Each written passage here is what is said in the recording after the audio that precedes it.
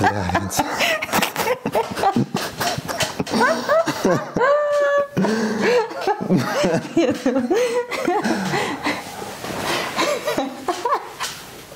Tik rēcīgi. Labi. Kas tieši bija rēcīgi? Nu, nezinu, vienkārši smieklīgi. Ok, aiziet.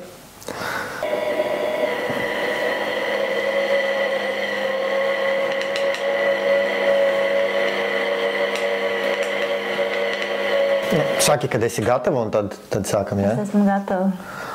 Labi. 1, 2, 3. Klinta Lauska. Šogad noskrēja savu otru maratonu, 2,55 Frankfurtē. Labot personal best, un esi šogad 3. ātrākā latvietē. Nu, pastāsti nedaudz par šo momentu. Kā jūties būt 3. ātrākā Latvijā? To es uzzināju. Jā, čau visiem, mans vārds ir Klinta. Par maratonu rezultātu, to, ka es esmu 3. ātrākā, es uzzināju, tad, kad es ielidoju Latvijā. Man sagaidīja ar tādu lielu plāksni. Tur bija rakstīts, ka es esmu 3. šogad ātrākā Latvijā. Tas nezināju iepriekš. Kā tu vispār vērtēji konkurenci Latvijā starp meitenēm garais distances? Es zināju tikai, ka Jeļena ir noskrējusi maratonu, Anita. Un pārējās meitenes es īsti nepazīstu, kas tās tādas ir. Es nezinu, kas viņas ir. Varbūt es esmu redzējis, bet nezinu pēc vārdu uzvārdu. Bet kopumā, ka tavuprāt, tu cik gadu skrien, kopumā rezultāti auga vai iet uz lejām? Nu, par maratonu rezultātiem grūti spriest, jo maratonus skrienu nesen. Bet vispār tās latvietas diezgan ātras ir, jā. Jādomā, es domāju, ka mēs esam ātras. Salīdzinoši ar Baltijas valstī. Man liekas, ka nē. Tā liekas, ka nē. Man liekas, ka igaunieties un īpaši lietuvieties skrien ātrāk, jā. Nu labi, tad tu tā kā īsti neinteresēs, jā, par citam meitenam, vai ne? Man nav laika. Ko tu vispār darīji ārpus skriešanas? Ar ko tu nodarbojies? Es strādāju Rīgas brīvostā, un es strādāju vēl 2 sporta klubos. Tātad man ir diezgan maz laiks brīvs, lai trenētos. Bet to es daru, un ja man patīk, tad to es arī daru to, kas man patīk. Un ko tu darīji tajos sporta klubos? Es esmu jogas pasniedzējs un fitnesa pasniedzēja. Un individuālos treniņus es arī pasniedzu fitnesā. Es, kad gatavojos interviju, paskatījos, ka tev ir arī trenera certifikāts ne tikai fitnesā, bet arī vieglatlētikā. Jā, es arī trenēju pāris sievietes priekš pusmaratona. Jā, es arī esmu tāds treneris, bet man ir maz klientu. Man tas patīk audzēkļi. Man ir maz audzēkļu. Tev patīk saukt viņus par audzēkļiem vai par klientiem? Nu, man nav īsti daudz ko. Nu, sporta klubā viņi ir klienti, tādēļ es varbūt saucu viņus par klientiem. Nu, man tikai 2. Nu, es nezinu, kā viņus dēvē. Viņas vispār man ir draudzenes. Un kā viņiem iet? Nu, neteikšu, ka viegli. Viņām nav laika, bērni jāaudzina un ļoti daudz sanāk pārlikt treniņus un kaut ko pārtaisīt vai vienkārši neiziet treniņā vai uz savu galvu izskrien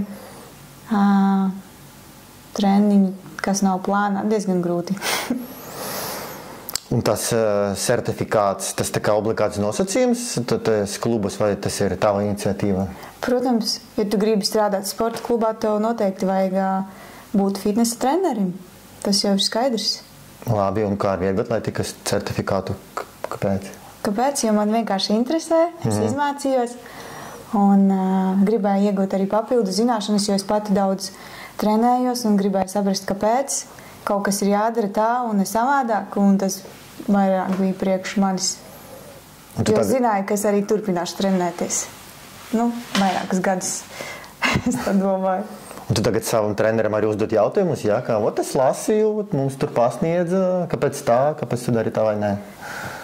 Mēs ar viņu tā nekomunicējam. Viņa man uzraksta plānu un es viņai izrakstu atskaiti un viss.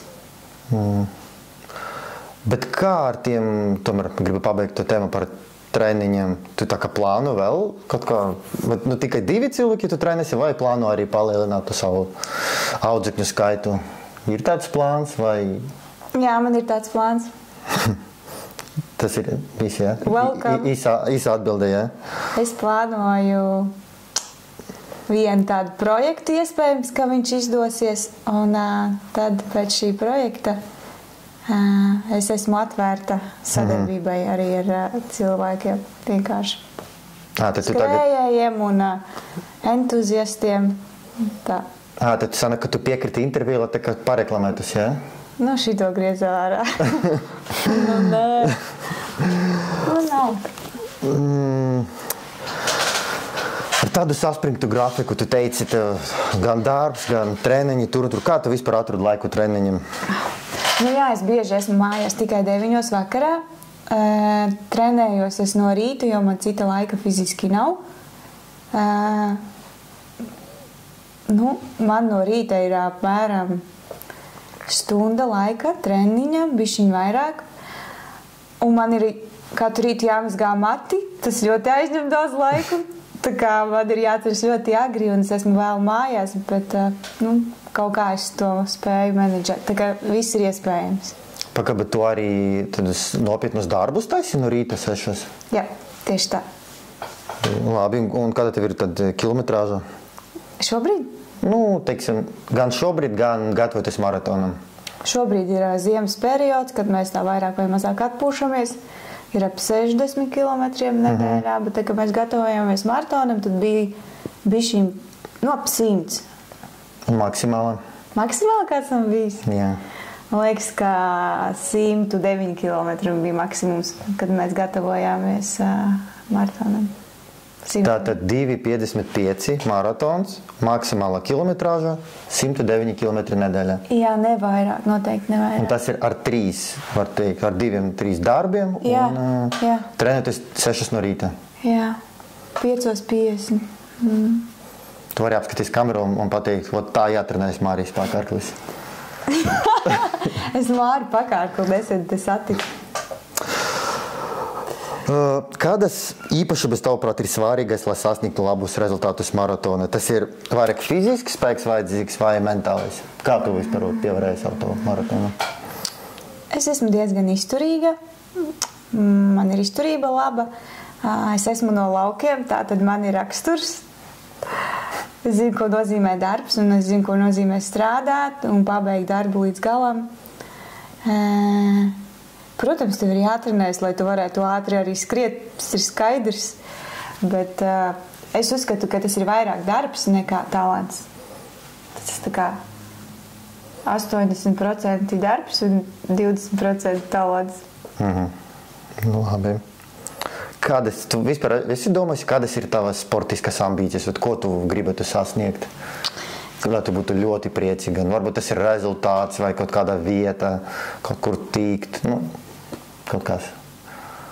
Jā, es kādreiz gribētu uzvarēt Rīmī Rīgas maratonā. Vienalga, kurā distancē, man liekas tik forši mājās uzvarēt tādā lielā skriešanas pasākumā. Jā, tad laikam vajadzēs trenēties vēl vairāk, tikai 6 no rīta. Ne tikai 6 no rīta? Jā. Tā kā arī pēc 6 vakarā? Jā, es domāju, ka es varu.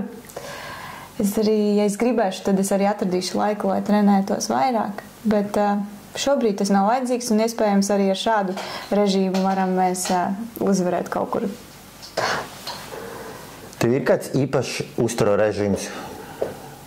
Uztura režīms man... Kad tu gatavojas maratonu vai vispār... Seko līdzi tam sacensību laika vai vispār nē? Pirms maratona gatavošanās es papildu dzēru ortomolu, dzelzi, kalciju, magniju, ēdu vairāk bulciņas un vienkārši prasās vairāk ēst. Es ēdu to, ko man prasās. Tas sanāk nav režīma nekāda? Režīma noteikti nav, bet es papildu uzņemu vitamīnus. Jā, to es daru. Labi. Ir kāds sportists, kas tevi iedvesmo? Latvijā vai ārpus Latvijas? Ārpus Latvijas tā varētu būt Florence Griffith Joyner, kura ir 100 metros uzstādījusi pasaules rekordu. Esmu lasījusi par viņu ļoti sen atpakaļ. Labi. Un ko tu tad lasīji par viņu? 1920. Pagad 1920. Tas bija ļoti sen. Nu jā, tas varētu būt. 1920. Nu nē. Es ceru, ka tu to izgriezīs ārā. Bet pagaidi, es varu pateikt, kurā gadā tas bija. Nu labi, es zinu apmēram kaut kur 90. vai ne? Varbūt 80. Nu. 80. jā. Turpinām? Bet viņi arī nomira tie 88. gadā, tā kā viņi uzstādīja to reizi. Klinta, man vajadzēs ļoti daudz griezt ārā. Ok, wow. Labi, paprasi jā tagad vēlreiz, kurā gadā. Uzvēl vēlreiz to jautājumu, teikšu 90. Kura gada viņa uzstādīja to pasaules rekordu? 90. Labi. Es vēl nebiju dzimusi. Un Latvijā man iedvesmo Ilona Marhela. Māris Pakārklis. Māri Pakārklis. Par Māri Pakārklis uzzināju tikai nesen, kas viņš ir. Izrādās, ka viņš ļoti sen jau skrienas, viņu nebiju redzējusi. Tā kā vispār Tā neinteresējas. ir leģenda. Izrādās, tā ir leģenda. Māri atvaino. Nebiju dzirdējis par tevi iepriekš. Bet tagad es zinu, kas viņš ir. Ar tādu saspringtu grafiku tu teici, ka tu gan strādi, gan tur. Kā tu vispār atradi laiku treniņam? Ja tev patīk kaut kas, tad tu tam atrodi laiku. Es atrodu laiku 5:30, 5:50 no rīta. Jā, es esmu vakaros 9 mājās. Dažreiz vakaros nesanāk, bet no rīta. Un arī smagus darbus? Jā, man nav izvēles, man arī smagi darbi jādara no rītiem. Bet smagi darbi ir bieži sestdienās. Tad sestdienās vismaz es varu ilgāk pagulēt un tā. Kādas, tavuprāt, īpašības ir svarīgākais, lai sasniegtu labus rezultātus maratona? Tas ir vairāk fizisks spēks vai mentāls spēks? Nu, tur ir dažādas īpašības nepieciešamas. Svarīgi ir vienkārši atkal šī patika. Ja man nepatīk, tas, protams, ka es neceltos 5:30 uz treniņu. Un tā ir arī disciplīna, un man jāsaprot, ka tas ir smags darbs. Es gribu, lai darbs ir izdarīts. Un motivācija kaut ko sasniegt dzīvē vairāk nekā būt ikdienas ofisa darbinieks, bet tādas ambīcijas lielākas pašai uz sevi vērstas. Nu, par ambīcijām tu jau pateici, jā. Uzvarēt Rīgas maratonā. Es teicu tā.